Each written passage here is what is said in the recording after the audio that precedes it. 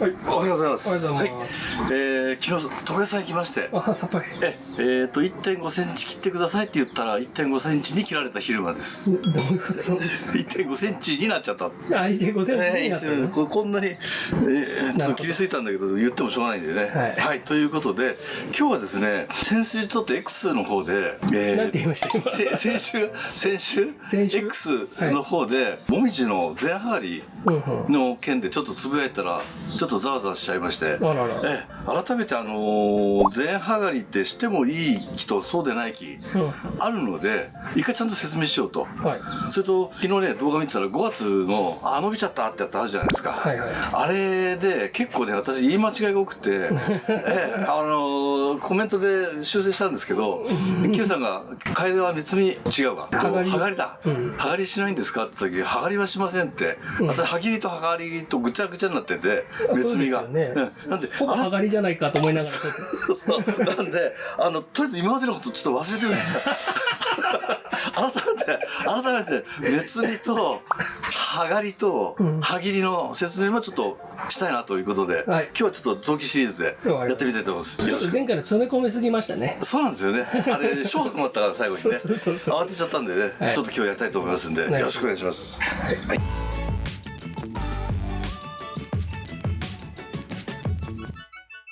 X で騒ぎになっちゃったのが、私がつぶやいたのは楓とか欅は前はがりはしますけど、もみじは前はがりしませんって言ったんですね。でどうも私ほらこう過激に仕事をするイメージがあるから多分動画見てる人は、楓だろうが欅だろうがもみじだろうが日野さん何でも前はがりするんじゃないかと思って、ちょっとそれをねそうじゃないんですよっていうふうに言いたかったんで、言ったんですけど、結論から言います。はがりをするものとしないもの、ここにね4種類用意してきたんですけど、前はがりをするのは楓と欅、で前はがりをしないのはもみじとイワシで、です。でまず前はがりなんでしないかっていう話をすると、もともとここにいたもう多分ね20年ぐらい前ですけどいた先生からもみじとイワシではあんまり成績良くないよ、はがりすると、前はがりというよりもはがり自体が、なのであんまりしない方がいいよって言いながらも、もみじに関しては肩はがりをそれからするようになって、で失敗がない、でイワシについては先端を少しね押さえるぐらいのいわゆる目摘みっていうんですかね、ようやく出てきます目摘みってやつですね、そういうのはするんですけどはがりまではやっていかないと、いうことで、もしかしたらこれやってる人もいるかもしれないんで、そういう人はまた出たよっていうことで情報を集めていただければいいかと思うんで、とりあえず今までそういうふうにしてきて特に問題ないと。どっちもはがりはしないけど、はぎりはする。はぎりはねこっちはします。はぎりの話が出たのではぎりはねこれかっこ悪いですよね日野さん丸くなってるやつ、これは肩はがりをして残った葉を切ると、片方切ってやる、これがいいかな。これとりあえずここ長いのありますよね。伸びてますね。これ伸びてますね。ここを切るのが目摘み、これが目摘みです。目摘みね、これは目摘みで、ここを切るのがはがりで、片方切るから肩はがり、で肩はがりで先端葉っぱを切るのがはぎりという、これ今回正しいです。落ち着いて説明してますから大丈夫です。目摘みとはがりとはぎり、で、目摘みはまず長く伸びちゃったんで抑えましょうね、で懐から細かい芽を出させましょうねっていうのがあって、でさらに追い込むってことは強い葉っぱを一枚取っちゃって、さらに懐からを出しやすくすると。でさらに葉を切って表面積を少なくして懐から出させようと、よりですね段階的にという3段階がありますよということです。前回説明した細かい石棺で2目で細かいのをいっぱい作っていきましょうね、石棺を短くするっていう、だから懐からやっぱり短いところを作ると。これ比較的ねそんなに伸びましたけど、この軸がそんなに伸びてないんで、これだったらこのまま使えると思いますから、これは。はい、ここまで追い込む必要ないと。こう短いんでね、ここら辺の短さをずっとこう短いをこう作っていくと、いう目的ですね。で前回これは伸びちゃった伸びちゃったでもみじはダメよ、でその他は少し伸ばしてもいいよって言ったやつ、せっかく伸びづらいからでやったやつがもう1ヶ月で、あれ収録が4月の後半だったんで、ちょっと正直言うと早いんですね、はがりとしては、だけどもうこんだけ伸びちゃった、でもうさらにもう徒長してるやつが出ちゃってますから、これねこういうのは、目摘みをすると。はい、でまあ葉っぱちっちゃいんで、もう1回2回目の葉刈りをしてもいいんですけど、まだ葉っぱちっちゃいんで、これもそうですね、先端もう1個追い込むか、ここまで、ですね、ここでもいいですけど、ここまで、いきますね。これは目摘みだけですね。はい、というところですごいですね、1ヶ月でやっぱり楓が丈夫っていうのは、そういうことだと思う。すごい。じゃあこれはもう一回やるんですか？これは本当はだからもうちょっと葉っぱ大きくなって、今5月末ですから6月とか7月後半、もう8月になると、8月はね後半になるともうだんだんもう成長期が終わってきちゃうんで、まあできれば7月まで終わらせた方がいいかなと思いますね。なるほど。はい。前時期結構もっと長いスパンで言ったかもしれないですけど、こんだけ伸びてるってことはという1ヶ月半ぐらいずつでできるんじゃないですかね。ただもう一回繰り返しますけど、葉っぱちっちゃいんで、やっても下から出ない可能性がある。葉っぱの大きな元気な葉っぱを切るから元から吹くんで、ちっちゃい葉っぱだからこれはこれで一つもう目的達成したわけですね。なるほど。やる必要がない。そうやる必要がない。とりあえず目摘みと葉刈りと葉切りの説明をしました。まあ合わせて剪定ですよね。はい、という話をしました。でそれとねもう一個ね、ちょっと今日は特別に昨日ねX で言おうと思ったけど、ちょっと今日のために取っといた。全葉刈りといっても、ちょっと待って、じゃあ楓のちょっと葉刈りのもう一回話しましょうか。どこ使えばいいか分かんないんですよ。やっぱり整理してないの。楓やりましょう。楓これちょっと楓で伸びちゃってますね。ちょっと先端、分かりやすいように葉刈りしていっちゃいましょうか。これ今から何を？これはね懐全葉刈りと言いながらも、懐を残す場合と残さない場合の話、要は見た目の話とか、この時期だからこうしたいとか、何か目的があって使い分けてるじゃないかっていう、そこの説明をちょっとしたいなと思って。これね大体私いつもこうハサミで最初やるんですけど、だんだん面倒くさくなって最後こうなります。手ででこれもねいろいろやり方があって、箱木って言ってブワーってやる人いるんですよ。箱木もあるし、やっぱり業者の方なんかでもこういうふうに積むのは、これも早いですから、実際には結構多いです。まあ見ますよね。そうですよね。あれ冬江さんもそうじゃなかったですかね。冬江さんもバーって取りますよって言ってましたよ。言ってましたかね。そうで今ちょっとこれから説明したいのは、私は全葉刈りといっても懐を残すって話、で残す場合と残さない場合ってどう違いがあるのかな、もう一回復習しましょう。なんで先端の大きな葉刈りをするか、目摘み葉刈りをするかっていうと、先端の大きな葉っぱを元気のあるところをこう切るから、ここで要は、光合成してるわけですよ。太陽の光を浴びて光合成をして栄養素を作ってるのに、急にこう切られるわけですね。で楓君からすると「何やってくれちゃってんだよ」って、栄養が取れないじゃないか。で慌てて葉っぱを出す、芽を出す、こういう仕組みなんですね。で先端の葉っぱを取ります、大きな葉っぱを取ります。で懐出すんですけど、要は懐に小さい芽を残す場合と残さない場合の違いについて、私は結構残すんですけど、残すっていうのは、これは葉っぱがちっちゃいから切っても下から出る可能性が少ない。大きい葉っぱを切るから下から出てくるんで、ちっちゃい葉っぱもともと力がないですから、それを切ったところで出ない可能性がある。ところが全葉刈りをするっていう人は、芽が出てきた時に、下からちっちゃい芽が出てきた時に今度葉の大きさが変わっちゃうわけですね。これがすでに葉っぱあるから、残ってるから。ちっちゃいとはいえあるから、下から芽が出た時に葉の大きさが変わっちゃう。だから、例えばミニ盆栽だとか、あるいは商売してる人だとか、葉っぱを小さく揃えたいっていう人、展示会に出すとか、そういう場合はこれを切ってやれば一回リセットされるじゃないですか。ゼロ、ここは多分全部きれいにしましょう。じゃあ全部取っちゃうってことですね。そう、全部取っちゃう。結構だからプロの方なんか多いですよ、全部きれいに取っちゃう人は。でも次に出てくる芽がまた同じ強さになりそうな気がします、ね、なるし、私が心配してるのは出ない可能性もあるなって。さっき言ったちっちゃい葉っぱだから、だからそのリスクを背負うんだったら残しといて、そうするとそこからまた芽が出る可能性が高いですから、養分引っ張ってるんで、だからゼロに、するのは、まあ仮に出た場合は小さい同じ芽が揃いますよ、だけど出ない可能性があるから葉っぱを残しておきますよ。そうするとこれ生きるわけですよね。なるほど。で芽を作るまでの力がないから、ということで2つ分けてる。なるほど。だから私なんか別に見た目じゃなくて骨格作りを優先してるんで葉っぱを残すんですね。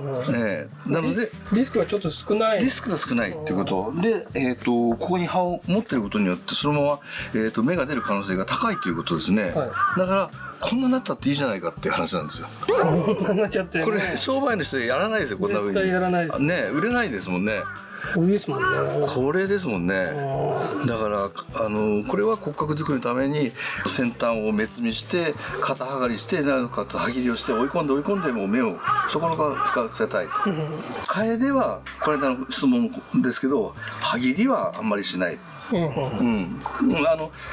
っちは割となんていうのデリケートなんでそこまで少しずつ追い込むんですけど、こっちは大雑把にいいんでもうザクッと切っちゃうって。歯切りなんかしないでもう全部切っちゃえよという感じですね。でそれがまあ目的によって違いますよっていうことなんで、だから展示会出す小さい葉っぱで揃えたい人はやっぱりやってもいいと思うんですけど、それが違うよという話を大事な話をしたかった。はい。今日はケヤキって言ったんです。まあ大体ケヤキと楓は大体同じなんで、これねちょっと個人的なお話。この木は私がずっと一番大好きで、多分私の持ってるケヤキの中でも値段的にも高価だと思うんですけど、去年の夏にこれちょっと今日の芽摘みとか全然関係ない話ね、枯れそうになった時の救出の話、浅いね鉢に入れててもう2年ぐらい植え替えしてなかったんですけど、もうパンパンに根が詰まっちゃってで元気なくなっちゃった、で夏場にね葉っぱがもう小さくなってもう枯れかかったような小さい葉っぱになっちゃってやばいなで植え替えようかなと思ったけどなかなか時間もなくて8月にちっちゃくってもう枯れてる葉っぱもいくつもあって、やばいと思っててほっぽっといたら10月に本来だったら紅葉する時期なのに葉っぱがもう全部落ちちゃったんですね。残ってる葉っぱも生きられないでどうしようかなと思ってでも何かやんなきゃと思ったんで慌ててこのドアチに植え替えました。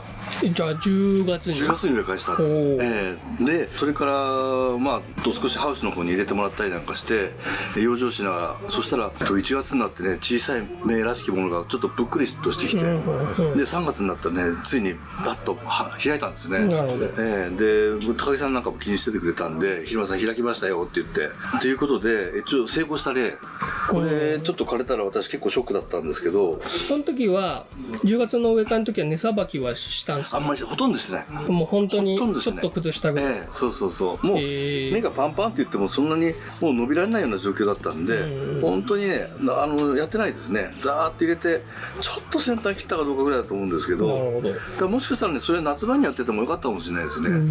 だからもうダメだった葉っぱが落ちてダメだっていう時は多分根がもう詰まって水が吸えないような状況だったと思うんで、こういうようなものでやって入れ替えて素焼き鉢に入れ替えてですねでもう今こんだけ元気になりましたんで、だけどまあちょっと葉っぱまだちっちゃいんでね心配なんで先端ぐらいの芽摘みですかね、先端の芽摘みぐらいはこういうのはしてもいいと思うんですけど葉刈りまではしません。だってこんなちっちゃいですもんね。だからまだ本調子じゃないかもしれないんで今年は少しもう培養ですね。もう3年ぐらい培養してもいいと思うんですけどもこのまままたやりすぎちゃうと詰まってきちゃうからそうだから春はねあんまり肥料あげないんですよ普通雑木って、暴れちゃうんで、で秋に冬越えのための肥料あげるんですけどまああげてもいいかなってちょっと気がしてます。これは輪郭を整えるための芽摘みですかね、という意味合いです、うんで、剥がりはしないと、これはしない。こういう状況なんで、でこっちちょっと葉っぱ大きいじゃないですか、はいだから剥がりするんだったらこういう木、こういう木はい、でケヤキはね、一回昔にいろいろ話してるんで、そうですね。二葉か三葉、なんていうんですかね、三葉ってね、あれを残してやりなさいよ。はい。剪定ですね。ここね、ここね、だからここにちっちゃいのが1、2あって、一つは絶対ダメですね。一つだとそこから枝って葉っぱができないんですね。小枝ができないんですね。なので、一つは絶対ダメ。で、二つか三つ。はいで、これをどっちを選ぶのかって言った時に、これはもう知らない人結構多いんですけど、葉っぱの懐に芽を持ちますから、ここで切ると、まあ、これちょっと歯切りって形を取りますけど、まあ、ここに芽があると仮定するんで、ここを切るとこっちに伸びます。こっちに芽が出ます。だからこの枝って例えばこっちだったらこれは右行ってますよね、そうするとこの葉っぱを残すとこっちにまた出ちゃうわけですよ。残したところの方向にここに次の芽が出る、はい、だからこれはこっち生かしたいんでここで切る、これすごい大事ですよ。これ知らない人結構いっぱいいるんですよ、意外と知らない、だからいいです、2つ葉っていいんですけど3つでも4つでも、だから3つ残すとこれでここで切ってこっち来ちゃうんで、外側に生かしたいためにここで切る。そうするとこれが芽が次こっち伸びてきますから、だからハサミ作りなんかでやっていく人っていうのはそうやって見極めながらやっていくんですね、まあ、これはまっすぐだから一番いいからできるだけ切っちゃっていいと思います、はい、これも切らなくていいかな。これ切るとまたこれ左側行っちゃうんで、これが残してこれが残ってこっち側また行っちゃうんで、どっちかというとこっち行きたいんですね、外側に、ということでやめときます、はい、で一応そういう理屈を知りながらも結局やるのは輪郭を整えてためにもうざっくりやっちゃいます。結構ね、どっちの芽がどうだとかって今言いましたけど、それ気にしてたら大変なんだから、これなのも伸びちゃってるんで少しもう追い込んじゃってこう切っちゃう。まあ、時と場合だからそれまあ理屈を知って悩んだ時はそういう風にすればいいんで、それ一本一本超えたごとにそれ考えてたらもう日が暮れちゃうんで、そうですよね、今日なんか午前中で終わらせなきゃいけないのにね勝手な都合かだからまあ輪郭を整えるんでいいと思います。で葉っぱがまあ2つか3つ残ったなと、いうところで、あとよっぽど曲がったらですね、あとはまた針金で矯正すればいいんですね。なるほど。後でね、はいということなんで、いろいろ言いましたけど結局は輪郭を整えるのでいいかなと。はい。でこの後に剥がりをするんですか？そうですね。剥がりする場合は、まあ輪郭本当だからいっぺんにやっちゃった方がいいんですけど、例えばこう剥がりをして、こういうのは剥がり剥がりして。剥がりじゃなくて歯切りか。だから前お話ししたんですよね。ここで切っちゃうと面も一緒に切っちゃう可能性があるんで、ケヤキはだから歯切りかな、どっちかっていうと。結構プチプチ抜いてきません？ケヤキ。だからそれでもいいです。抜いたらどうなるかですね。まあギリギリ残るのかな、元が。こう目らしきもの見えますかね、ちっちゃいの。見えないです。見えないですか見えないですか。結構なんかブチブチ結構取っちゃいますよね。で抜く時のコツが、これを下に引っ張るところベローっと皮むけますから、だから出てる方向にこう垂直に引っ張る、それでこうやって残すっていう方法ならいけると思いますね。そうですね。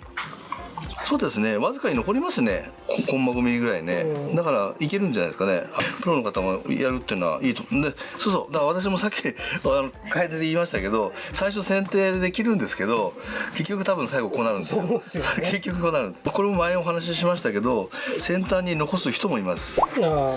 水を引っ張れる。そう残すことによってここで、水も引っ張れるし、光合成をして栄養素とここに行ったり来たりするんで、こういうところに養分が行きやすいよって考える人もいます。はい。だけどここにあると腸が優勢でこっちに力いっちゃってこっちの芽が出づらくなるっていう考え方もあるんで、だったら切っちゃえばっていう人もいる。だからそこはもうご自身で、ということになりますね、考えて。だから一つまあ今日はいろいろ言いましたけど、作業するには必ずリスクがあるんで、そのリスクを踏まえた上でここまでもやってもいいかな。それとね、作業っなっちゃうんですよ。この時期だからこの作業しなきゃ、うんうん。この時期だから前上がりしなきゃじゃなくて、その木によってやったりやんなかったりがあっていいと思います、はい、私は絶対やるとかそういうんじゃなくて、あでね、その前上がりの話があった時に大事な話だ。前上がりの話で困った時は君のミニ盆栽日和ですから盆栽球じゃなく盆栽球じゃなくて、盆栽球はね、大体新藤さんの見て勉強したことで喋ってるだけなんで、そうあとは自分の経験値で言ってるけど、はい、新藤さんはいろいろ文献とか調べたりとか、正しいことを言うんで、もう新藤さんが言うことが一番正しいですよって LINE したんですけど、そして新藤さんの君のミニ盆栽日和になかったんですよ、もみじの前上がりって、上がりもなくて聞いたんですね。新藤さんどうしてますか、そのさっきの一番最初の話に戻るんです。もみじのね、もみじの前上がりしますか、あるいはどういう上がりをしますかってね、さすがです新藤さん。元気のよくってモリモリしたやつは前上がりをすることもある、こともあるんだけど、そうでない場合は小さい木だとかいう時は肩上がりをしたりします。ちょっともう一回正式ないんだ今日スマホ忘れてます。スマホ忘れましたっていうことなんですよ。だからじゃあ私と一緒だねって話になったんですけど、肩上がりしたりだとか、その木によって変えるって、やっぱそうなんですよね。そうですね。その木がだからさっきも言ったケヤキは葉っぱがちっちゃいからやられませんよとか、私は何でもケヤキでも前上がりするって言ったけどこれしないっていうのは、まあそういうことなんで、だから最初にこうイエスかノーかみたいな話になっちゃうんじゃなくて、その木によって分ける、使い分けるというかね、やり分ける。だからこれも葉っぱが大きいんでやってますけど、葉っぱがちっちゃかったらやんない。まあ今日いいんじゃないですかこれぐらいで。喋るだけ喋るだけでもう納得しちゃって、もうとりあえず言いたいことは大体言えたかなって。言えました。なんであれですよね。よくなんか日付入れてくださいって言われて僕入れないじゃないですか。まあその理由もそうで。やんなきゃいけないわけじゃないっていう。結局盆栽って答えないじゃないですか。ないです。自分の中にしか答えないから。自分流でね。だから結局自分で模索するしかないんですよね。だからなんとなくのセオリーとしてこのぐらいの時期にできるよ。はい、そうですね。であなたの目的は何ですかもその視聴者同士で全部違うから。そうですね。セオリーはあっても答えないんで。そうですね。もみじの盆栽ですよね。そうあれも葉刈りもまず目摘みをします。前葉刈りダメだよって言われて、じゃあどうしようかなと思った時にまずは目摘みだけをします。第一段階として。でもうちょっとやって大丈夫かなっていうんで肩葉刈りをやってみた。でも大丈夫そうだな。でその後肩葉刈りの葉切りまでやってみて問題ないんで、私はここに至ったっていう、そういうことなんで、やっぱり皆さん経験して自分流のやり方っていうのを見つけていって、自分の棚場とかねに合った葉刈り方法があると思う。葉切りとかね、目摘み方法があると思うんで、そこら辺は見つけていってもらえればなというふうに思います。結構今日はなんで終わらせるんですか。すぐ終わらせる。すぐ終わらせる。もうダメです。乗ってこないですね。人と木と場所と環境そうですね。これによって全部違うじゃないですか。違うんです。答えが。だからそこをちゃんと理解しないと、この人はああ言ってたのに、例えば大野さんはもみじ葉刈りしてたよ。だけど大野さんはやっぱサイズだし。それも言っとかなきゃいけない。そうですね。っていうのもあるんで。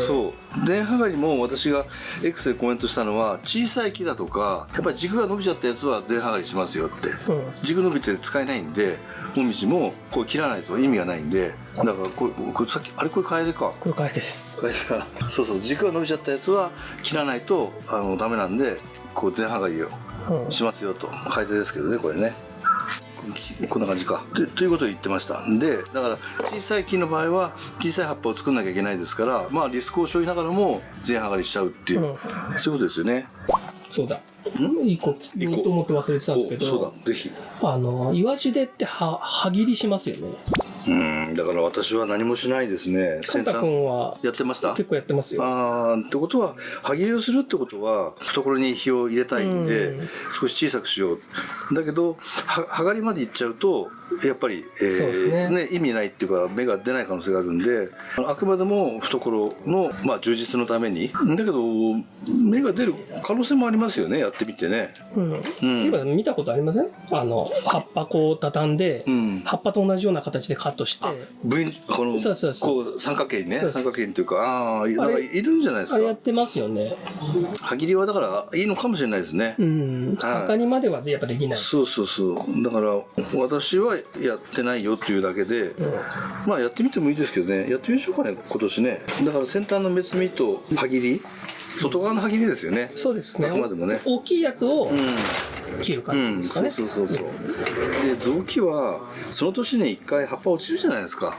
まあまあ落葉するんで、だから一時形悪いですけど、枝作りのためにそれをやってるんで、もう冬になっちゃえばその葉っぱは落ちますから、どんな格好でもいいじゃないって。いいじゃない。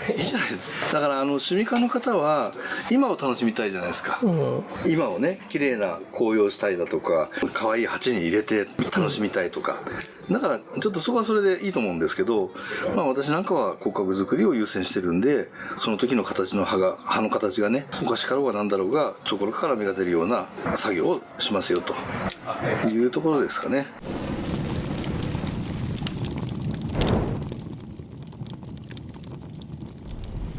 欅のなんていうんですかね、いわゆる葉刈りなんですけど、手で摘んじゃったっていうやつが終わりました。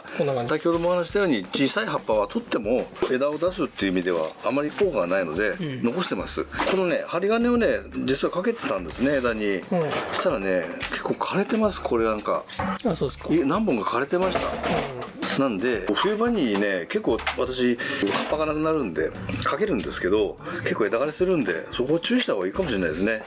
いつも分かってるんだけどかけて失敗してるような感じですね。なんか冬じゃない方がいいって言いますよね。そう冬場はね、落葉してるんでかけやすいんですけど、やっぱり枝が硬いんで、春にっていうか針金取った時に結構枝枯れしてるの何本かありましたんで、また小枝作りをしていかなきゃいけないってことですね。なるほど。はい。で大体ね、私はこういう風にやってガサッといっちゃいます。